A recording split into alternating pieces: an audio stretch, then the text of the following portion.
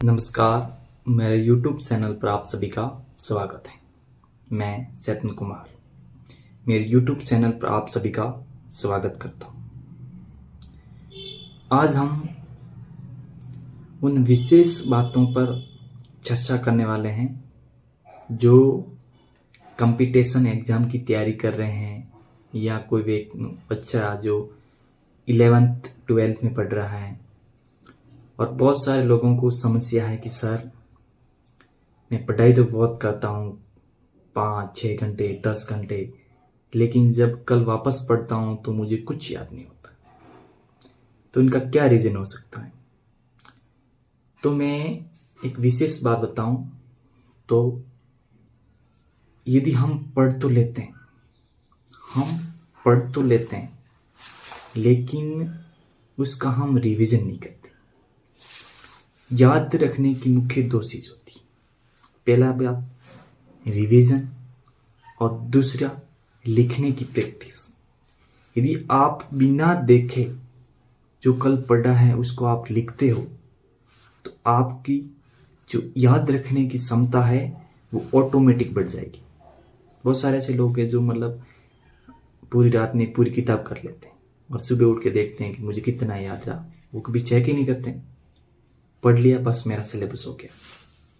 अब ऐसे सिलेबस करते हो फिर उनको लगता है कि यार मैं इस एग्ज़ाम में कम नंबर आ रहे हैं।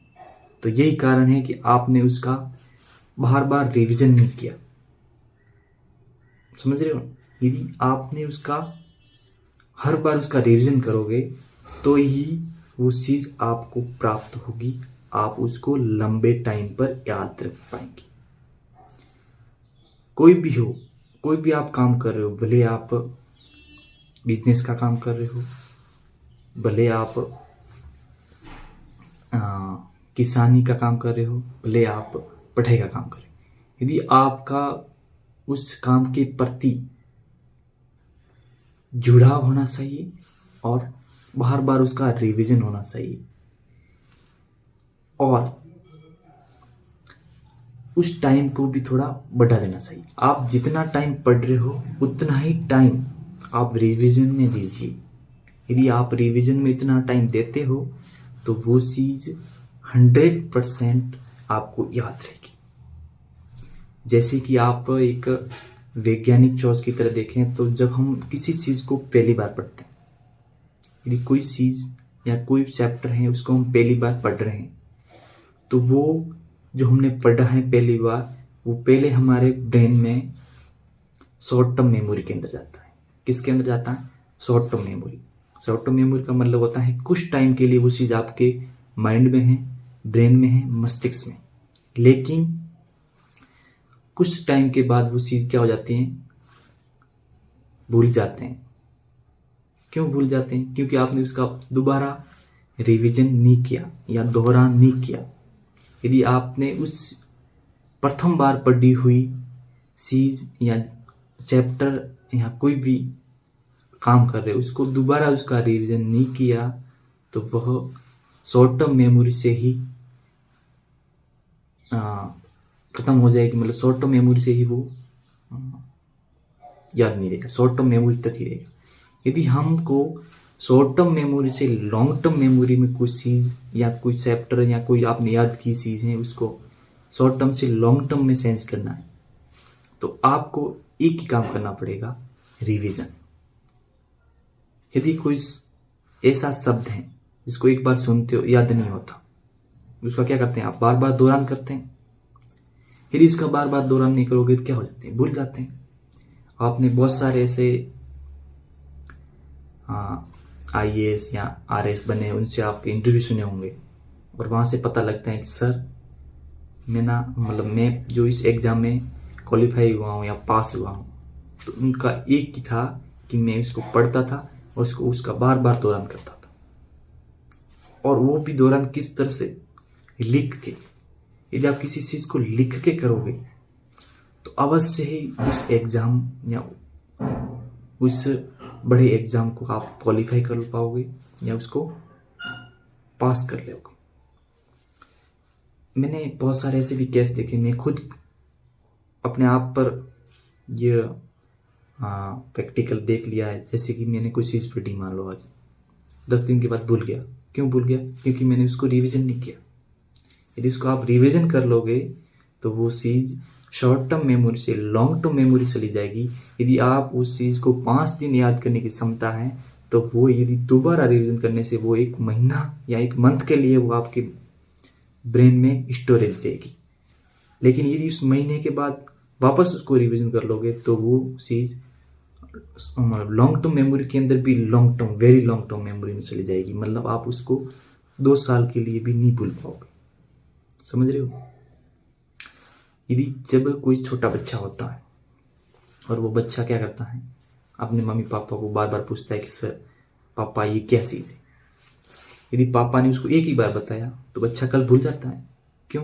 क्योंकि वो शॉर्ट टर्म मेमोरी में क्षमता कम है उसमें याद रखने की। लेकिन जैसे जैसे उसको बार बार बताओगे तो उस चीज़ शॉर्ट टर्म मेमोरी से लॉन्ग टर्म मेमोरी चेंज हो जाएगी, और लॉन्ग टर्म मेमोरी चेंज होगी इसका मतलब वो बच्चा कभी नहीं भूलेगा।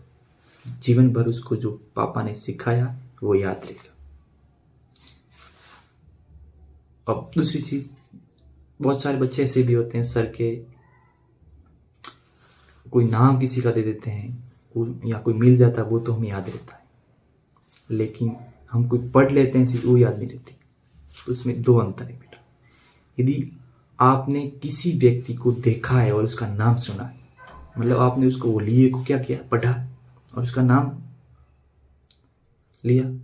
अब यदि इसी प्रकार से यदि हम पढ़ाई करते हैं, पढ़ाई को भी एक हम डायग्राम के माध्यम से पढ़ेंगे तो उनको भी आप इतने समय तक याद रख पाएंगे जिस व्यक्ति को आपने देखा था और उसका नाम याद है। ये मुख्य अंतर है। यही हम गलती करते हैं कि हम कोई भी चीज़ को पढ़ते हैं उसको हम एक कहानी की तरह, एक कविता की तरह या एक सिस्टमेटिक ढंग से नहीं पढ़ते हैं, उसको डायग्राम की सहायता से नहीं पढ़ते हैं। तब उस चीज़ को हम क्या करते हैं, भूल जाते हैं। यदि उसी चीज़ को या उसी किताब या कोई भी चैप्टर है उसको हम यदि डायग्राम के माध्यम से स्टेप बाय स्टेप पढ़ेंगे तो हमें वो चीज़ लॉन्ग टर्म मेमोरी में मिलेगी और आप लंबे टाइम तक उसको याद रखोगे। समझ रहे हो? तो यही है अंतर कि आप किसी व्यक्ति को हम देख लेते हैं, उसका नाम पूछ लेते हैं, वो हमें लॉन्ग टाइम तक याद रहता है।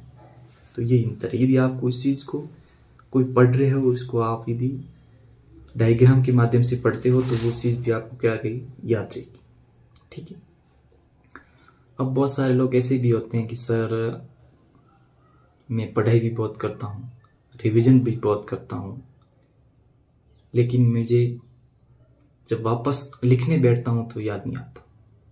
तो बात यही है बेटा कि आप पढ़ लेते हैं, रिवीजन कर लेते हैं, लेकिन रिवीजन में भी आप लिखने के माध्यम से रिवीजन नहीं कर रहे हैं। इस कारण वो चीज़ वो आप नहीं लिख पाते हैं क्योंकि आपके प्रैक्टिस में वो चीज़ नहीं है। यदि आप उस चीज़ को प्रैक्टिस के माध्यम से है तो आप कहीं नहीं अटकोगे, आपको याद भी होगा, आप लिख भी सकते हैं और आप कोई भी एग्ज़ाम, भले ही वो मौखिक हो लिखित हो, एग्ज़ाम को आप क्वालिफाई कर देते हैं, उसमें कोई बाधा नहीं आएगी। यदि किसी बड़े एग्ज़ाम को, आरपीएससी एग्ज़ाम हो, यूपीएससी एग्ज़ाम यदि आपको पास करना है तो आपको 3-4 बातों का ध्यान रखना है। पहली बात तो पढ़ना, और पढ़ाई का थोड़ा टाइम ज़्यादा होना चाहिए, प्लस में आधे टाइम आपको रिवीजन में देना है। और तीसरी बात, रिवीजन भी किस तरह से करोगे, लिखने के माध्यम से करोगे रिवीजन। 3 और चौथी बात है, आपको जो भी रिवीजन कर रहे हो वो आपको 7 दिन के अंदर, महीने के अंदर और या 4 महीने के अंदर उसको क्या करता है, बार बार उसको रिवीजन करना पड़ेगा।